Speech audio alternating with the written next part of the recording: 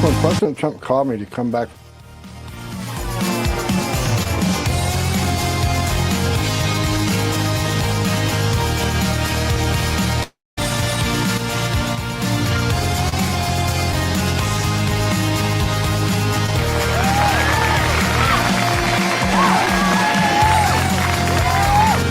Okay. We're getting it all together here. What a great interview with Zoe from Chicago Flips Red. Heartbreaking story of she has about property being stolen from her, demolished under eminent domain, and how that was sort of the impetus for her current political activism. But I'll have that ready for you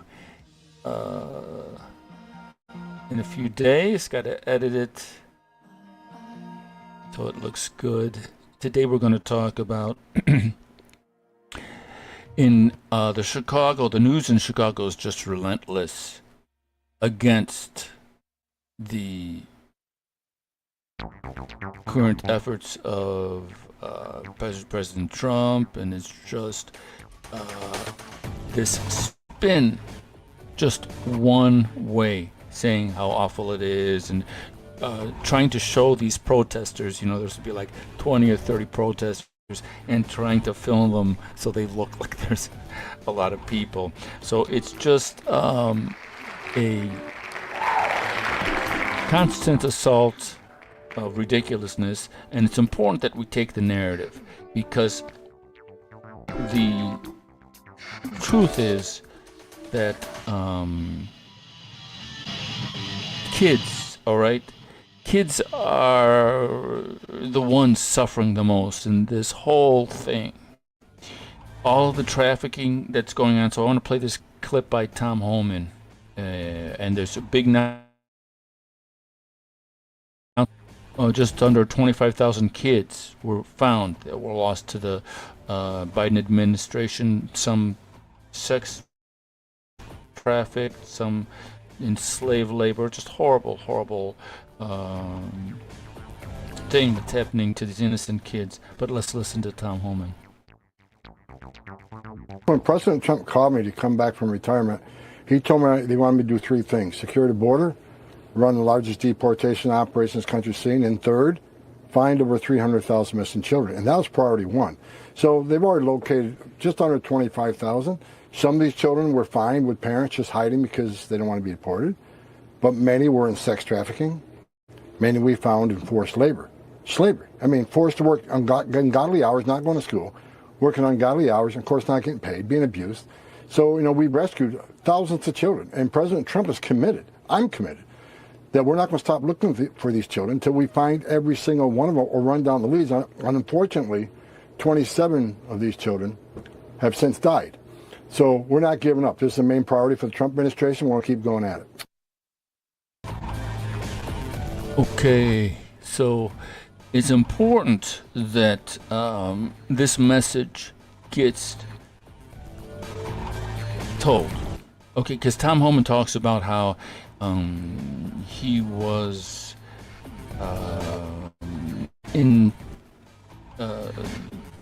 working to protect the border, and there was this container where all of these migrants were like burnt alive in the sealed container, baked in the sun. And he says he remembers this father hovered over his son, and everyone had stripped down because it was so hot, and they had like poked a hole in like a reflector, and they were trying to get air,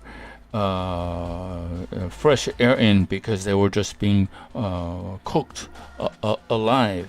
And so the father was like over the son trying to protect him, and they had both died. And Tom Homan talks about how this young kid had the same underwear, same brand and color underwear that his own son had. And he says that hit him so hard because it was like that, it brought the humanity in a very personal and intense, shocking way for him. And he says that it really kind of messed him up, that he had a kind of, he was so devastated by that image that it really shook him to his core. And this story of how kids in Chicago, in like the Austin neighborhood and in the Lawndale, South Side, West Side, are just completely being abandoned. And we've got the governor and the mayor, the governor of Illinois and the mayor of Chicago saying, we don't need troops, just give us the money. It's so disgusting. And when you focus on the fact that it's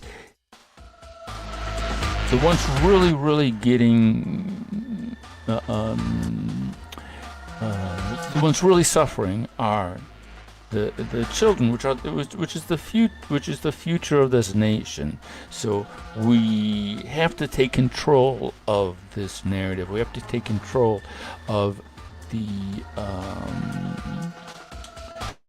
way that this is being framed, because the Chicago news organizations, ABC, NBC, CBS, just even WTTW, 100% just total propaganda, saying that nobody in Chicago wants this, and the truth is everybody in Chicago wants safe streets.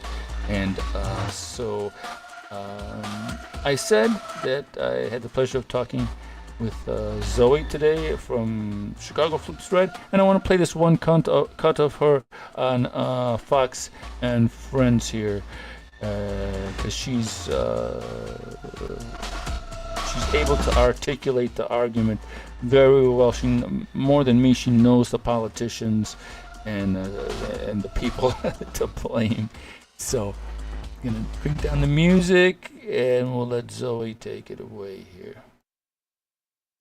So watch Pritzker get up and say about, we don't need help, we're safe. But 2 weeks ago, they had 6 people murdered, and they had 24 people hit by bullets. Take your mind up on Chicago, though? Well, we're going in. I didn't say when, we're going in. When you lose, look, I have an obligation. This isn't a political thing. I have an obligation. So President Trump vowed to send in the National Guard troops to Chicago, where 8 people were killed and 50 others were hurt in shootings this weekend. But city leaders remain defiant. I'm aware that the President of the United States likes to go on television and beg me to call and ask him for troops. I find this extraordinarily strange, as Chicago does not want troops on our streets. I refuse to play a reality game show with Donald Trump again. The Trump administration continues to try to use the real pain and loss of gun violence victims as a pretext for expanding his own power.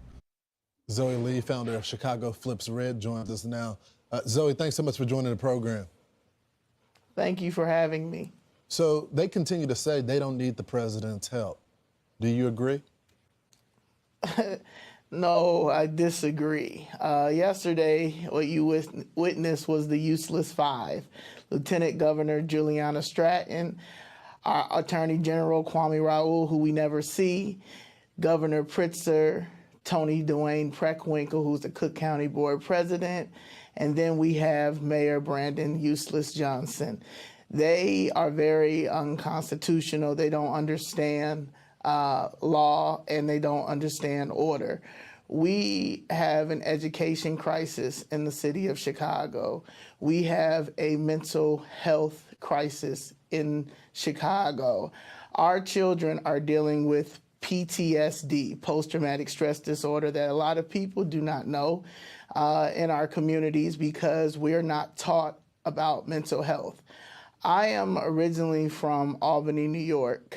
I am a suburb kid.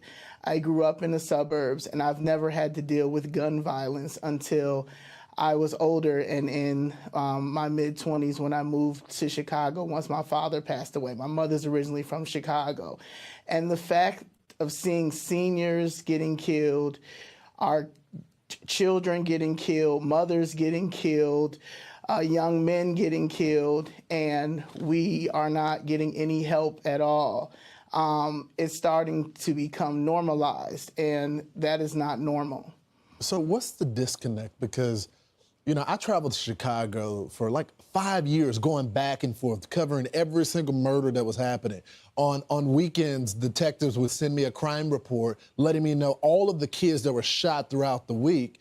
And every time I went to Chicago, the residents were pleading, please bring us help, please bring us help. But they say y'all don't need help, the leaders. So what's the disconnect? Do you hear the same thing I was hearing? Yes, the disconnect is they are playing politics.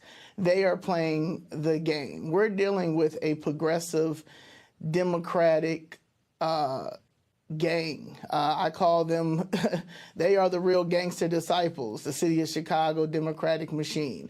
This machine has been like this for a very long time, and no one has ever challenged it except in 2023 when 22 million illegal immigrants came over from the previous administration, and 70,000 were placed in the city of Chicago, majority in our communities.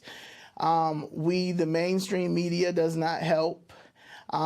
Thank God for Fox, honestly, because if it wasn't for Fox, our messages would have never been out here for the world to see, to understand. It's big business. It's going to be big business because they are trying to make the city of Chicago a socialist, communist city, and it simply cannot be that. The death, poverty, and destruction continues, and people that look like me and you are the ones that pay the piper. All Americans pay it, but specifically people in our community have been hurting for a long time. Hopefully some change can happen real soon. Zoe, thanks so much for fighting the fight. Thank you. Okay. So, you see how well she's able to articulate her position. I get lost for words sometimes, but I appreciate people who can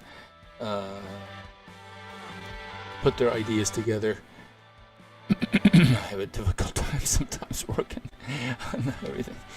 And the last thing I want to say is I'm uniquely positioned to get this party started as far as controlling the narrative.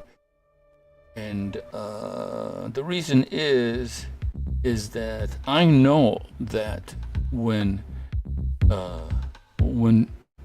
Chicago sneezes, the world gets a cold.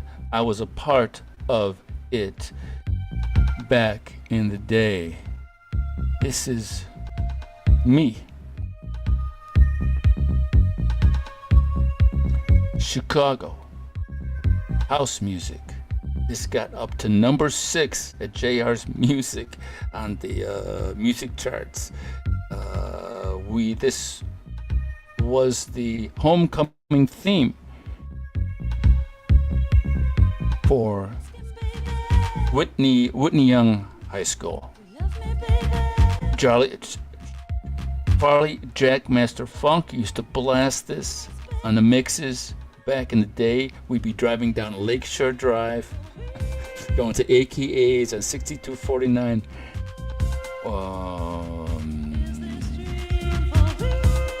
6249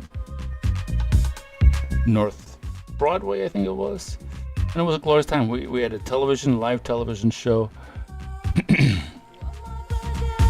And it was an awesome time. And it was exciting. Mayor Harold Washington was mayor. The 85 Bears were dominating football, and Chicago felt like and was the center of the world. That was like in the mid 80s. And so I know from a personal,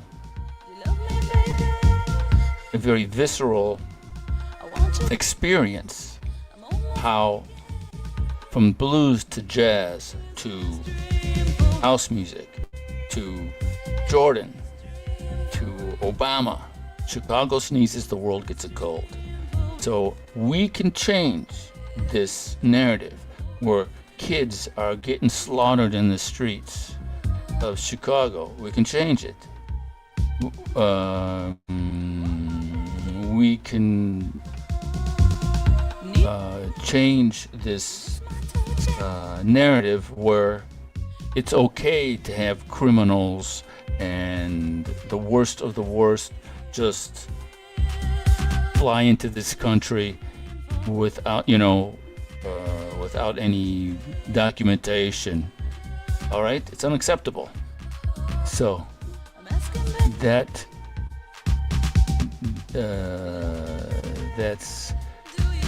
all I got to say. I'm tired. I usually do this in the morning, but it's been a long day, so the words aren't flowing out as nice as they should, as easy as they should. All right, thank you for watching. Is this dream for real? Is Chicago going to flip red? Stay tuned. Find out. See you tomorrow. Au revoir.